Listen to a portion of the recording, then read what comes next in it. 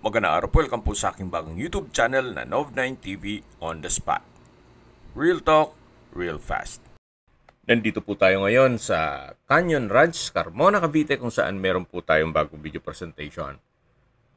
Isang modern design house and lot na contemporary interior design. May lot area po ito na 177 square meters at may floor area na 210 square meters. May 4 bedrooms, 3 toilet and bath, high ceiling, may living area, dining area, service area, at covered carport. Nasa loob po ito ng isang exclusive subdivision na kompleto po ang amenities.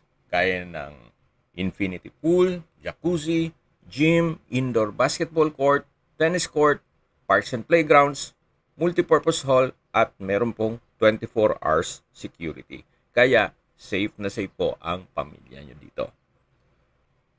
May part po nitong subdivision na overlooking ang Laguna de Bay.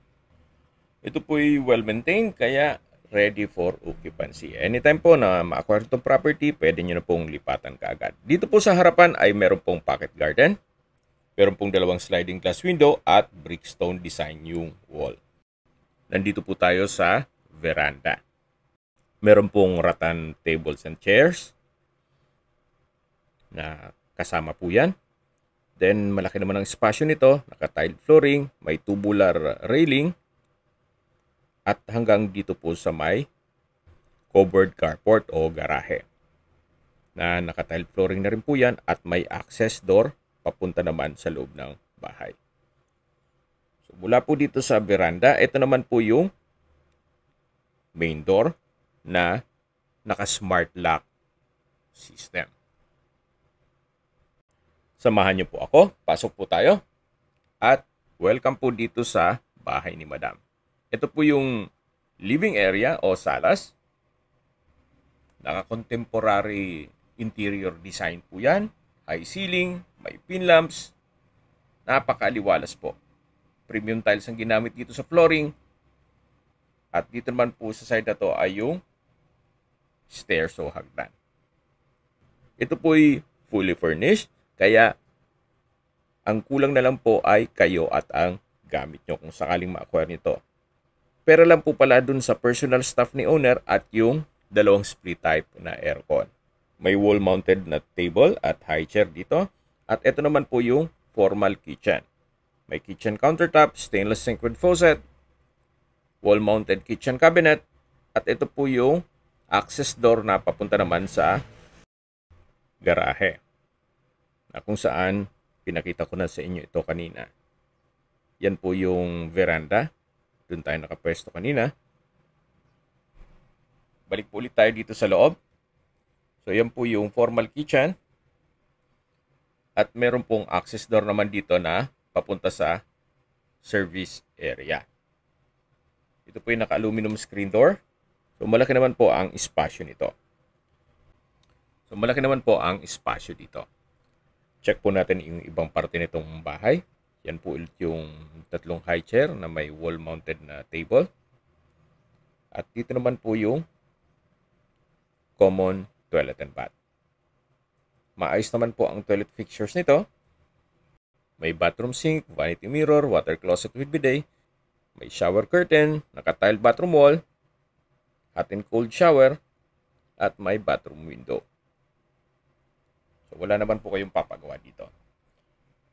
So mula po dito sa common toilet and bath, ito naman po yung dining area na may brickstone design ang wall. At dito naman po yung countertop na may preparation table. Ito pong dining set ay kasama po yan. Then sa painting naman, walang nabanggit si Madam kung kasama po yan. So ito po yung hallway na papunta naman sa master's bedroom. Napakalaki po ng espasyo nito. Naka-tiled flooring. Then yan po yung dalawang glass window dun sa first part ng video na pinakita ko sa inyo. Then sa likod po niyan ay yung pocket garden. At may access door din po dito na naka French door design na papunta naman sa veranda. Actually, nanggaling na po tayo dito kanina. Yan po yung tubular railing. At yan po tayo dumaan kanina. So, mas elevated po ang lupa nitong kinatatayan nitong property. Yan po ang inyong mga magiging kapitbahay. So, maaliwalas naman po ang area. At sobrang tahimik. So, balik po ulit tayo dito sa master's bedroom. May bed frame and mattress. At meron din po itong sariling toilet and bath. Naka-aluminum bathroom door na rin po ito. Then, maayos naman ang toilet fixtures. Naka-tile bathroom wall. May shower curtain. Hanggang dito po, naka-tile bathroom wall. May exhaust fan at shower. So, ito po yung master's bedroom. At lalabas na po tayo dito. Balik po ulit tayo dito sa hallway. Yan po ulit yung dining area na may dining set na rin. At sa dulo naman yung preparation table. So, ito naman po yung living area o salas. Then, yung main door, matataon natin.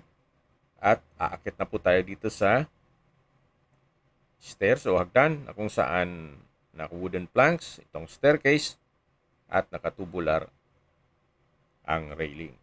Then, wooden handrail. So, ito po yung hallway ng mga kwarto. At check po natin dito sa common toilet and bath. Maayos naman ang toilet fixtures, naka-tile bathroom wall. Hanggang dito po sa may shower area, may hot and cold shower at bathroom window. So, ito po yung common toilet and bath. Labas po tayo. Dito po sa taas ay meron pong 3 kwarto. May isang kwarto po na hindi natin ma-check gawa ng meron pong natutulog. Pero dito na muna tayo sa bakanting kwarto. So ito po yung first bedroom. May glass window. May blinds. Window type aircon. May bed frame and mattress. Then cabinet and drawer. So, ito po yung first bedroom dito sa second floor. Then, yan po yung second bedroom na may natutulog. At dito naman yung third bedroom. Itong third bedroom ay ma-check po natin. So, sa spasyo, sakto lang. Hindi naman siya ganun kaliit at hindi naman ganun kalaki. Naka-tile flooring, may wardrobe, may glass window with blinds. Then, meron po itong access papunta dito sa balcony o terrace. Ito pong pintuan naka-French door design. Then, dito naman po tayo sa mismong terrace. Nakatubular ang railing. Tunghayin niyo po ulit itong inyong mga magiging kapitbahay. Kung saan napakatahimik po ng kapaligiran. Ito po yung nasa mataas na lugar, kaya ito po yung flood-free area. At meron pong part ng subdivision na may overlooking view. So, yan po yung sa harapan ng bahay. At ito po yung pasad na naka brickstone design. Then, glass window na may security grill na rin na built-in. At babalik po ulit tayo dito sa loob ng third bedroom. So, yan po yung cabinet and drawer, wardrobe, may window type aircon, then naka-wooden door, at ito naman po yung staircase window. Okay, bababa na po tayo.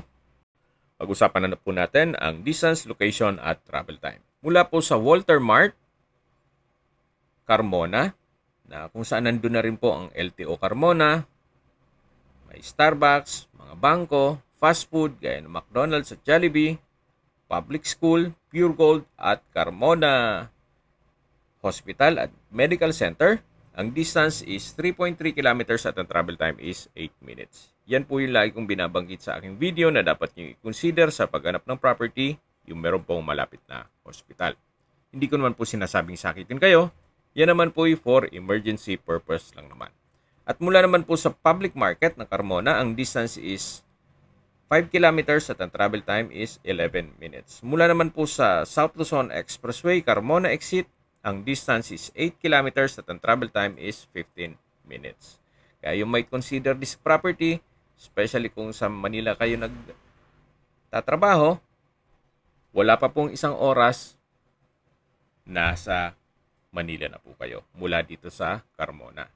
So mula naman po sa Manila o sa airport, ang distance is 32 kilometers at ang travel time is 41 minutes.